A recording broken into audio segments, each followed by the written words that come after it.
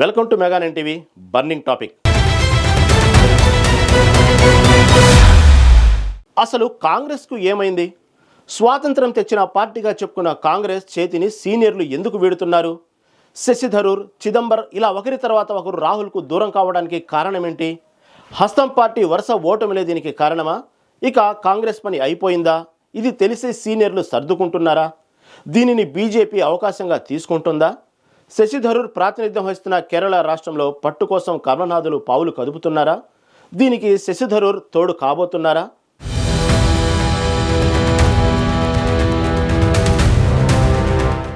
Congress senior నేత, రాజకీయ దురంధరుడు శశి థరూర్ హస్తం పార్టీని వీడుతున్నారా? ఆయనతో పాటు మరికొందరు గాంధీలకు గుడ్ బై చెప్పేందుకు సిద్ధమవుతున్నారా అంటే అవుననే మాట వినిపిస్తోంది. తిరువనంతపురం ఎంపీ శశి థరూర్, కాంగ్రెస్ పార్టీ మధ్య దూరం పెరుగుతుందనే చర్చ రాజకీయ వర్గాల్లో జోరుగా సాగుతుంది. గత కొంతకాలంగా థరూర్ తన సొంత పార్టీపై అసంతృప్తి వ్యక్తం చేస్తూ వస్తున్నారు. కేరళలో సిపిఎం ప్రభుత్వ విధానాలను ప్రశంసించడం, కేరళ ప్రభుత్వాన్ని విమర్శించే కాంగ్రెస్ నేతలతో భిన్నంగా వ్యవహరించడం వంటివి హస్తం అధిష్టానాన్ని కలవర పెడుతున్నాయి. 2022లో మల్లికార్జున్ ఖర్గేకు వ్యతిరేకంగా పార్టీ అధ్యక్ష పదవికి పోటీ చేసినప్పటి నుంచి థరూర్ ను పార్టీ కొంత ఒంటరిగా చేస్తుందనే ఆరోపణలు ఉన్నాయి. ఈ నేపథ్యంలో ఆయన కాంగ్రెస్ ను వీడి బీజేపీలో చేరే అవకాశం ఉందనే ప్రచారం జోరుగా సాగుతోంది. అయితే థరూర్ ఇంకా ఈ విషయంపై స్పష్టమైన సమాధానం ఇవ్వలేదు. అయితే శశి థరూర్ బీజేపీకి దగ్గరవుతున్నారనే మాటలు కొంత నిజమైనవేనని రాజకీయ విశ్లేషకులు అంటున్నారు. గతంలో రష్యా ఉక్రెయిన్ యుద్ధంలో మోదీ విదేశాంగ విధానాన్ని థరూర్ ప్రశంసించడం, కేంద్ర మంత్రి పీయూష్ గోయల్ తో సెల్ఫీ దిగడం వంటి సంఘటనలు ఈ ప్రచారానికి బలం చేకూర్చాయి. మే 2025లో కేరళలోని ఓ ఓడరేవు ప్రారంభోత్సవంలో మోదీ, థరూర్ ఒకే వేదికపై కనిపించారు. ఈ సందర్భంగా మోదీ, ఈ రోజు శశి థరూర్ ఇక్కడ ఉన్నారు, ఈ ఫోటో కొందరికి నిద్రలేని రాత్రులు మిగుల్స్తుంది అని వ్యంగ్యంగా అన్నారు. ఈ వ్యాఖ్యలు కాంగ్రెస్ నేతల్లో అసంతృప్తిని పెంచాయి. కాంగ్రెస్ లో సరైన గుర్తింపు లేకపోవడం, పార్టీ వ్యవహారాల్లో దూరం పెట్టడం వల్లే శశి థరూర్ బీజేపీకి దగ్గరవుతున్నారని కొందరు అంటున్నారు.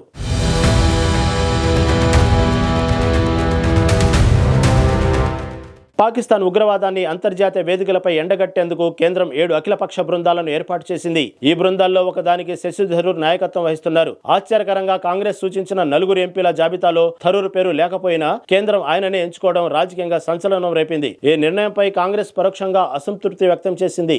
థరూర్ ఈ బాధ్యతను స్వీకరించడం, పార్టీ అనుమతి లేకుండా కేంద్ర బృందంలో చేరడం కాంగ్రెస్ నేతలకు మింగుడు పడటం లేదు. ఈ వ్యవహారం థరూర్, కాంగ్రెస్ మధ్య విభేదాలు మరింత పెంచింది. శశి థరూర్ తో పాటు కాంగ్రెస్ లోని మరికొందరు సీనియర్ నేతలు కూడా పార్టీకి దూరం అవుతున్నారని ఊహాగానాలు ఉన్నాయి. పార్టీ అధిష్టానం కొందరు నేతలను పక్కన పెట్టడం, అంతర్గత కలహాలు, రాష్ట్ర స్థాయిలో నాయకత్వ వైఫల్యాలు ఇందుకు కారణాలుగా చెబుతున్నారు. గతంలో జ్యోతిరాదిత్య సింధియా, కపిల్ సిబల్ వంటి నేతలు పార్టీని వీడిన తీరు ఇప్పుడు థరూర్ విషయంలోనూ కనిపిస్తోంది. ఈ పరిణామాలు ఇండియా కూటమిపై తీవ్ర ప్రభావం చూపే అవకాశం ఉంది. కాంగ్రెస్ బలహీనపడితే కూటమిలోని ఇతర పార్టీల మధ్య సమన్వయం తగ్గి బీజేపీకి వ్యతిరేకంగా బలమైన ప్రతిపక్షంగా నిలబడే అవకాశం సన్నగిల్లుతుంది.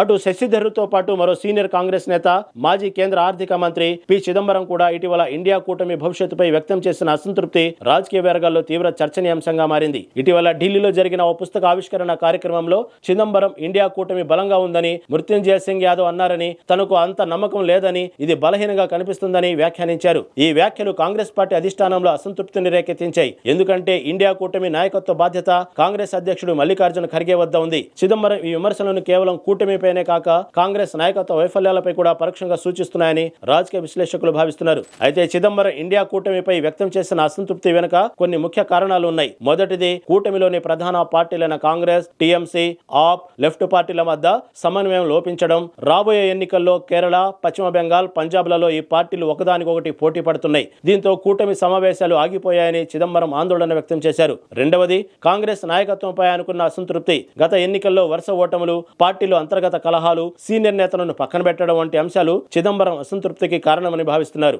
2024లో మణిపూర్ సంక్షోభంపై చిదంబరం చేసిన ట్వీట్ ను మణిపూర్ కాంగ్రెస్ నేతలు వ్యతిరేకించి పార్టీ అధ్యక్షుడు ఖర్గేకు లేఖ రాయడం ఈ విభేదాలను స్పష్టం చేస్తుంది.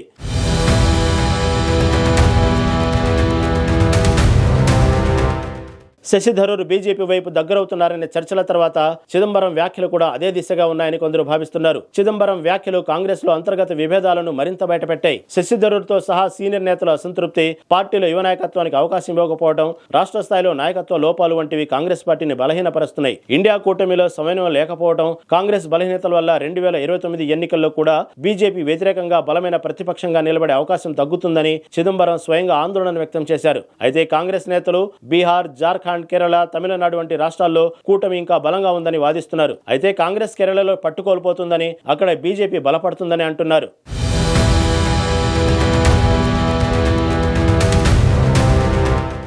కేరళ రాజకీయాల్లో బీజేపీ గత కొన్నేళ్లుగా తన ప్రభావాన్ని పెంచుకుంటోంది. ఎప్పటి నుంచో కేరళ సిపిఎం, సిపిఐ, కాంగ్రెస్ ఆధిపత్యం ఉన్న రాష్ట్రం. 2024 లోక్సభ ఎన్నికల్లో బీజేపీ తిరువనంతపురం నుంచి రాజీవ్ చంద్రశేఖర్ ను ఎంపీగా పోటీ చేయించింది. అయితే శశిధర్తో పోటీలో ఆయన ఓడిపోయాడు. అయినప్పటికీ బీజేపీ ఓటు షేర్ గణనీయంగా పెరిగింది. ముఖ్యంగా హిందూ సమాజంలో సామాజిక సాంస్కృతిక సమస్యలను లేవనెత్తడం, బీజేపీ కేరళలో సంఘ్ పరివార్ సంస్థల ద్వారా గ్రాస్ రూట్ స్థాయిలో కార్యకలాపాలను బలోపేతం చేస్తుంది. అంతర్జాతీయ సీ పోర్టు ప్రాజెక్టు లాంటి అభివృద్ధి పనులను బీజేపీ తన ఖాతాలో వేసుకుంటూ స్థానికంగా మద్దతు సంపాదించే ప్రయత్నం చేస్తుంది. 2026 అసెంబ్లీ ఎన్నికల్లో బీజేపీ తన స్థానాన్ని మరింత బలోపేతం చేసుకోవాలని లక్ష్యంగా పెట్టుకుంది. అలాగే కేరళలో సిపిఎం నేతృత్వంలోని లెఫ్ట్ డెమోక్రటిక్ ఫ్రంట్ ఎప్పటి నుంచో బీజేపీకి వ్యతిరేకంగా ఉంది. కానీ ఇటీవలి కొన్ని సంఘటనలు రాజకీయ సమీకరణల్లో మార్పు తెలియజేస్తున్నాయి. సీపోర్టు ప్రారంభోత్సవంలో ముఖ్యమంత్రి పినరాయి విజయన్ ప్రధాని మోదీతో కలిసి హాజరవ్వడం, ఈ కార్యక్రమంలో బీజేపీకి రాజకీయ లబ్ధి చేకూరేలా మోదీ వ్యాఖ్యలు చేయడం మార్పులను తెలియజేస్తున్నాయి. ఈ సందర్భంలో మోదీ సిపిఎం, కాంగ్రెస్ లను ఒకే వేదికపై ఉన్నందుకు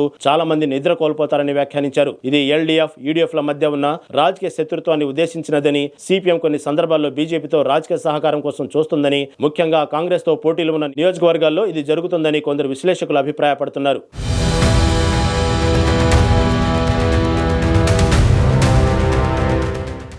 ఇదే సమయంలో కాంగ్రెస్ కేరళలో బలహీనపడుతుందని అంటున్నారు.